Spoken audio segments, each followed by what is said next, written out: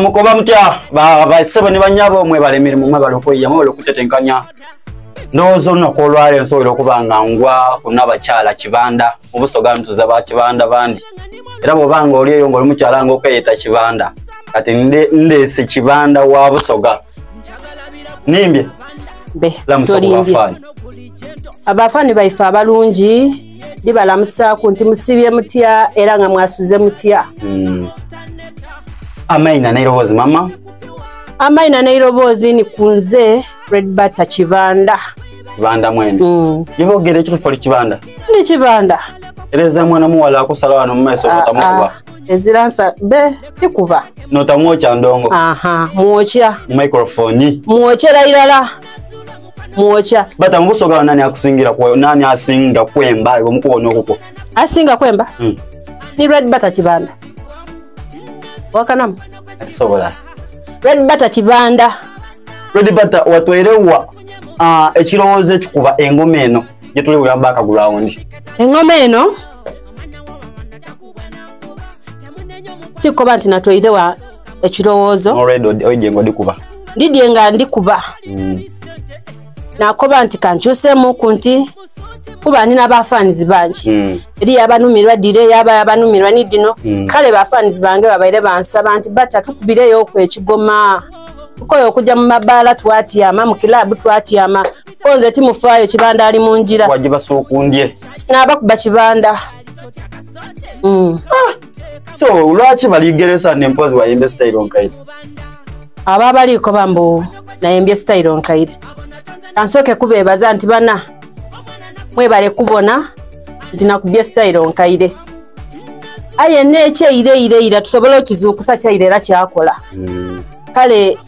nze tikoba nti lolwemba lwailo sana kwembebwa 27 I think bakubye 207 kati mukubona okwange oba mukubona okuko bakuna fiyo baba kongeireko okwogera bigambo ngebe nze tebaniza mu kiri kirala nze tidema presenter kundogerako oba kunvuma kasitaba nga ali kunvumira mu butuufu bwakyo oba kundogerako ebirunyi mu butuufu bwakyo tikidemera era tikiwakanya wabula presenter bwavayo n'akukuba ng'ali kuyisa ng'ate ali ku mizindalo yaliba kutegera nti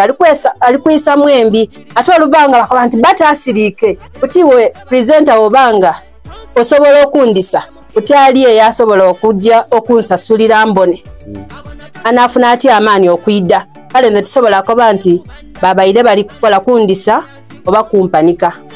eyo yabaire ndowooza yaibwe aye nja kubeebaza nti beebali timu bubi aya bembe mulekero oniga mulekero oniga buli mboozi gye baboogerako mulimu mwefeera ino mulwaki munyiganiga nga babakobeire amazima nze nkaali kuniga nze nkobye bukobye nti yabaire ndowooza yaibwe nti era nga kya buliido onakola ekintu ono yasiima ono yawakanya leka tukwogere kukuba niwe oliku kati niwe oliku kati nze wenkwogerako ninga nti amazima ganikakola kati sano ekyemba kyamaani kati oyambale gomasi nsirike lwaki oyambalire gomesi ku kibanda nina okwogera nti olwemba lwa kibanda lwaki walwambalire ku gomasi mbatwogereire buki ekikoba nvaire gomesi naawo eyo niye anti era ekibanda ngawemba kuba oidi nina ebintu byemba nga nenda kwogeraye olwokuba ninze yakubye olwemba oluliku tijja kubyogera tubyogeremu titubyogera lwaki tasonga ku nsonga media songa ku nsonga tumenamena muku nze ndi kusaba busabe nti ba producer ba presenter nimwe bakama baife ate twena nife bakama baimwe kale bambi tuli basaba ndio dabusoga tuli kusaba music waife babaidye mutwambe mutukubire ademe kumwogerera bamwogerere kumwogerera ebibi aye ebibi omwana abonera irala nga olwemba ddala Red Butter akubye olwemba lutuufu yakuba olwemba yalwisa nga noole yandyenza okuluwulirizaako batya olina video imekaye video nina videos diti ena awo boli mwembi oyemereire oyemereire niwe ndogerera wano video ya eyengege yona eri kuida nina kibuuzo ekimbuuzibwa era bajja kukimbuuza bani babe bafani baife Rasta Mufumbo ani Rasta waife Rasta chi Rasta bata Rasta bata Mufumbo Rasta bata ayinza okuba nga ti Mufumbo ate nga tanoonya nga yemala kuba nze banange yenayingiramu ekibanda niwe mwene osobola okuntya nti ojja kunkoba ki nja kuvuunia wabikola mba nti leera kakwate tusobola okwagana nga mazima nti ng'olinga kibanda nibanze nti okumpa ogumya abakazi abafumbo tibaba bati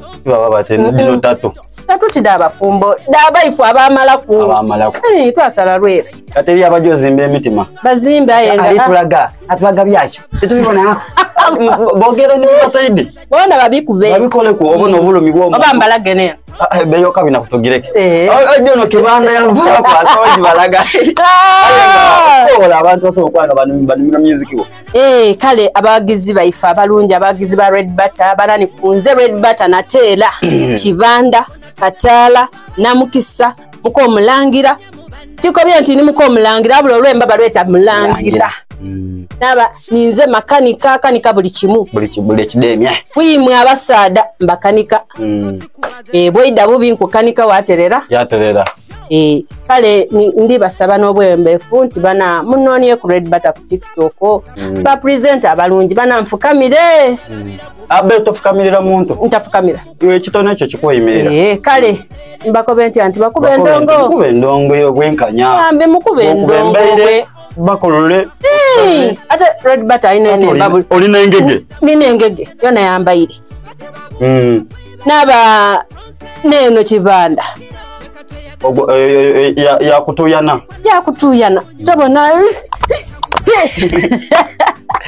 mbeni omukyala batango nasinziira mu district ya Gitebe Iganga nze ni mukyala wa Iganga abeidinda bangoba sinzira mu Iganga